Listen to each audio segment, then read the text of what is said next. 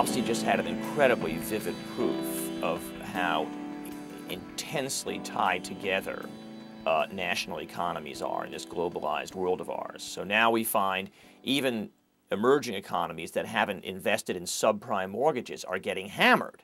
And so clearly, globalization is not a thing that one could talk about being for or against or wishing to have more or less of it. It is just, it's the air we breathe. It's the fact of our life.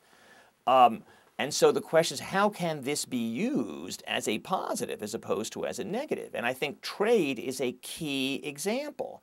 Because when we talk about needing to help impoverished countries, for example, you know, we should give them more aid and so forth. And I think if we can use the aid wisely, that's right.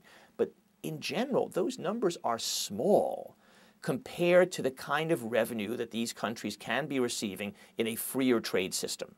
And so the failure of all the major trading nations of the world to arrive at some regime in what was called the Doha round, some regime of global free trade, which would have, among other things, produced tremendous benefits for impoverished countries hoping to penetrate the markets of more developed countries. That's a disaster. That's really a disaster.